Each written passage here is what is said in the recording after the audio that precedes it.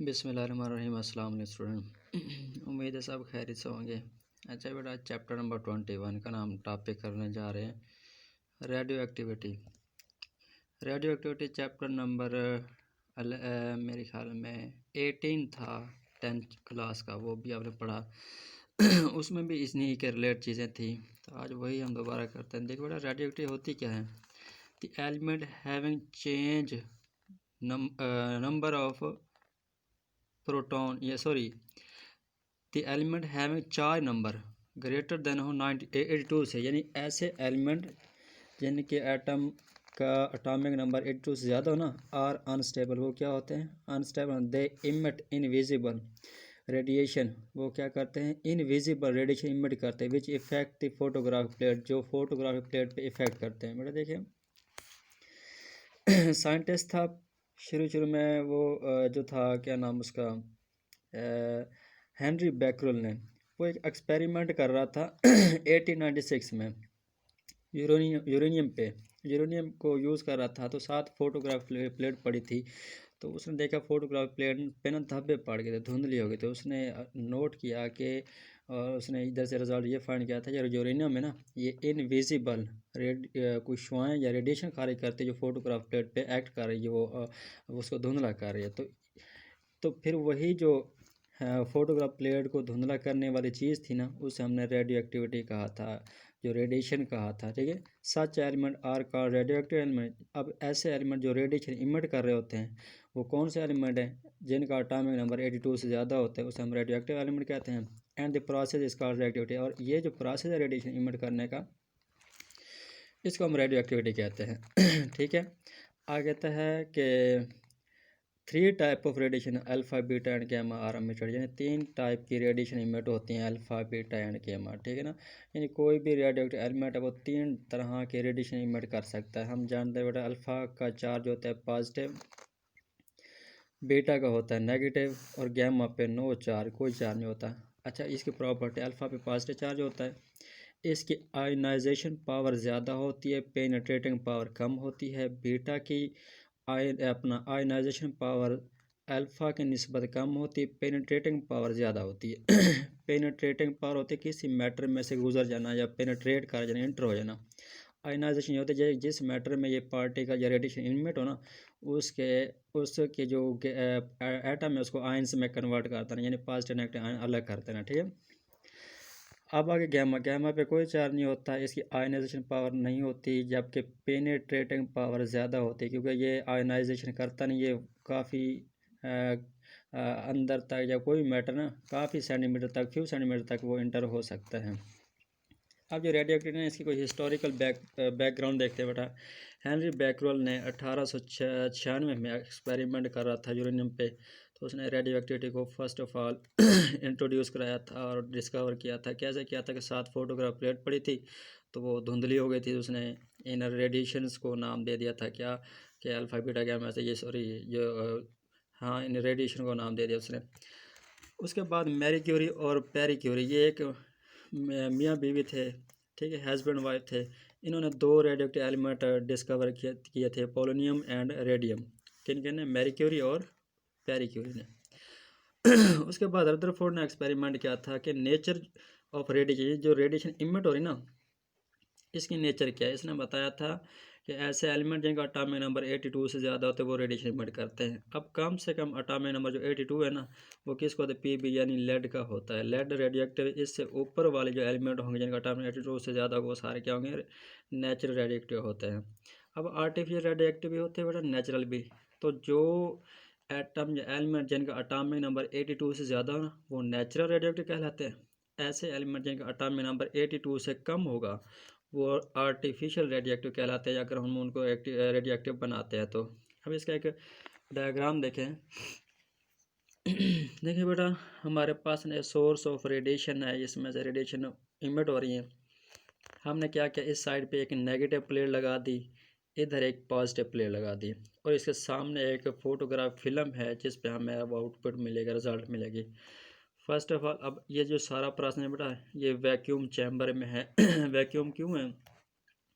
कि अगर ये हवा या कोई पार्टिकल होंगे ना, जब ये चार्जेस जा रहे हैं, तो ये रेडिएशन जा रही ना उसको आयनाइज कर देती, फिर कोई रिज़ल्ट हमें आउटपुट कुछ और मिलेगी।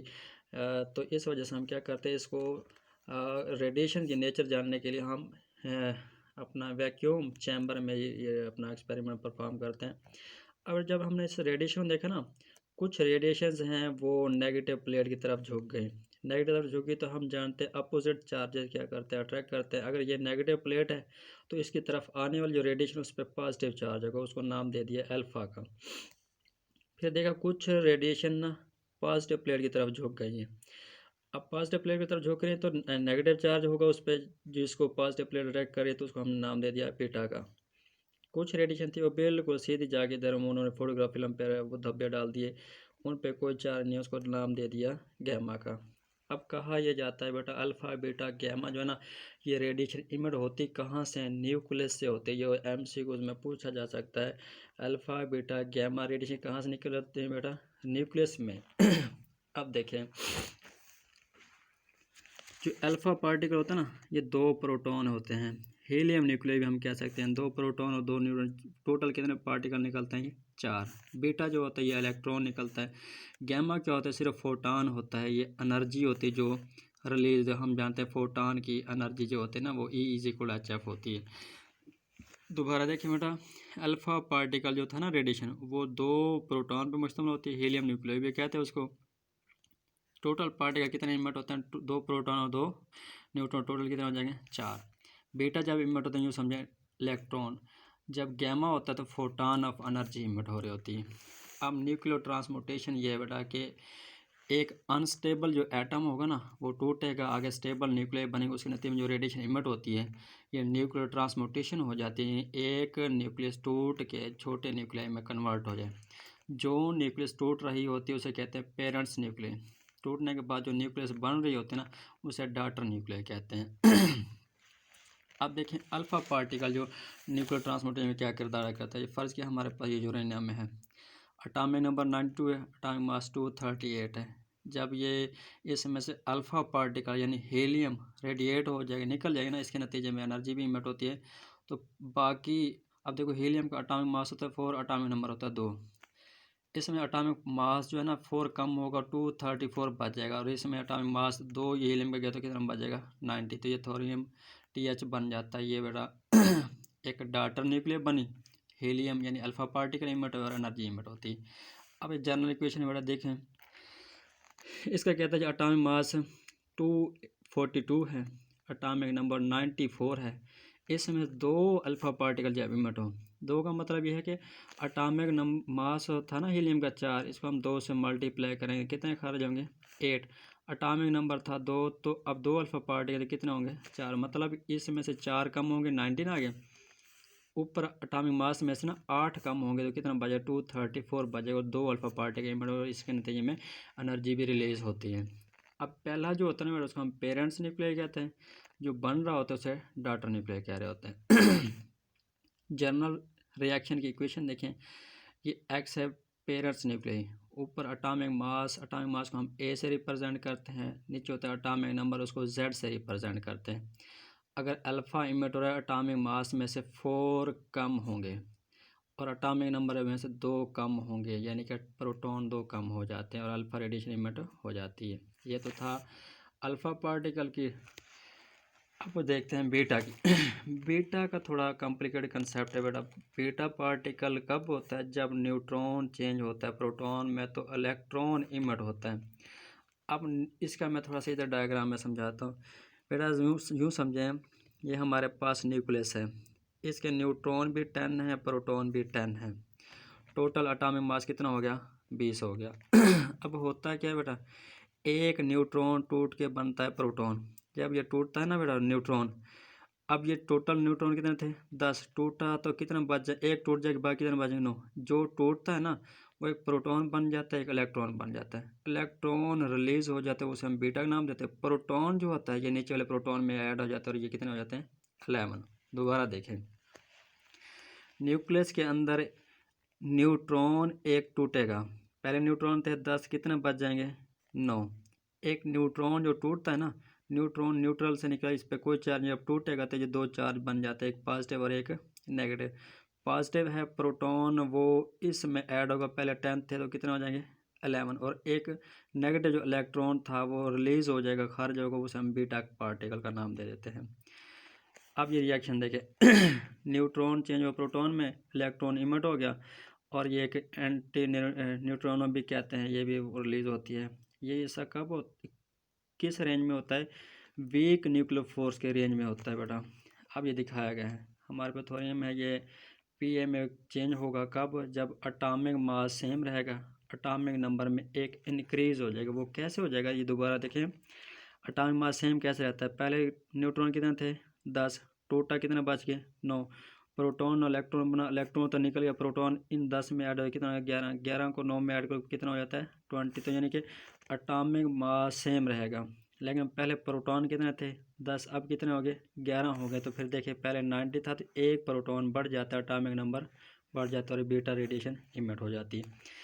अब देखिए एक जनरल रिएक्शन इसी का, अटामिक मास क्या रहेगा सेम, अटामिक नंबर में एक इनक्रीज हो जाता है, यानी प्रोटॉन पॉजिटिव चार्ज और बीटा रेडिएशन इमिट होता है, एनर्जी भी खारिज होती है। अब आगे गैमा रेडिएशन की, गैमा रेडिएशन में बेटा कोई एटम बाहर नहीं निकलता, सिर्फ होता है क्या है कि जैसे बेटा इलेक्ट्रॉन के बाहर शेल में, सॉरी न्यूक्लियस के बाहर शेल में इलेक्ट्रॉन रिवॉल्व करना अपना वो एक्साइटेड स्टेट से ग्राउंड स्टेट में आते हैं तो फोटोन ऑफ एनर्जी इमिट होता है। इसी तरह न्यूक्लियस के अंदर भी शेल बने होते हैं, जब न्यूक्लियस के अंदर हायर शेल से लोअर शेल में कुछ चार्ज एक्साइटेड स्टेट से ग्राउंड स्टेट में आता है ना, तो रेडिएशन इमिट होती है, उस रेडिएशन की एनर्जी होती है HF, जिसको हम गैमा का नाम देते हैं। क्या नाम देते हैं गैमा का। तो ये देखिए गैमा की जो वेवलेंथ होती है ना 10⁻15 होती है, हाई एनर्जी रेंज रखता है ये गैमा पार्टिकल। तो इसका जनरल रिएक्शन देखें अब ये जब वो हायर शेल पे वो चार्ज पार्टिकल था ना, इसको हम कहते हैं एक्साइटेड स्टेट पे है, अनस्टेबल है। जब वो लोअर स्टेट में आएगा तो एनर्जी इमिट करेगा, जिसको हम गैमा कहते हैं। ठीक है, ये स्टार शो किया तो ये अनस्टेबल है, स्टेबल अनस्टेबल से स्टेबल हुआ तो रेडिएशन गैमा इमिट हुई। ये था बेटा अल्फ़ा बीटा गैमा जो न्यूक्लियर ट्रांसपोर्टेशन में किरदार अदा करते हैं। अब एक रिएक्शन देखें, हमारे पास फ़र्ज़ करें कोई एक एक्स एलिमेंट है जिसका अटामिक मास 242 है और अटामिक नंबर 94 है। जब 3 अल्फ़ा डिके होंगे ना, 3 अल्फ़ा का मतलब देखो अटामिक मास था उसका 4, और कितने अल्फ़ा जा रहे हैं 3, तो 3 4 द 12, यानी कि 3 अल्फ़ा निकलेंगे, इसके में ना 12 अटामिक मास कम हो, कितना बचा 230। अब अटामिक हीलियम था ना, हीलियम अल्फ़ा पार्ट हीलियम होता है, ये 4 और 2 अटामिक नंबर कितना जाएगा 2, कितने अल्फ़ा निकल रहे हैं 3, तो ये 2 × 3 तो कितने कम होंगे 6, तो मतलब 94 में से 6 कम किए तो 88 बच जाते हैं। अब ये हो गया। अब अगर इसी में से बीटा डिके हो, यानी कि यही चीज़ मैं ले रहा हूँ 230 88, इसमें से बीटा बन जाए, यानी कि बीटा 5 बीटा निकल रहे हो, कितने इलेक्ट्रॉन निकल रहे हो 5 निकल, देखें अटामिक मास तो सेम रहेगा, लेकिन अटामिक नंबर में 5 बढ़ जाएंगे, क्योंकि 5 इलेक्ट्रॉन निकल के 5 प्रोटॉन इसमें ऐड होंगे तो 93 बन जाता है। अब ये हो गया। अब यही जो था हमारे पास डाटा इधर ले यूँ समझिए कि अनस्टेबल है, जब ये इस न्यूक्लियस के अंदर हायर ऑर्बिट में से लोअर ऑर्बिट में चार्ज जाएगा तो रेडिएशन इमिट होगी, जिसे हम गैमा का नाम देते हैं, और ये क्या बन जाता है स्टेबल, ना तो अटामिक नंबर चेंज होता है ना ही अटामिक मास। ये था बेटा हमारा रेडियो एक्टिविटी का टॉपिक। इंशाल्लाह उम्मीद है कि आपको समझ आ जाएगा। कि खुदा हाफिज़।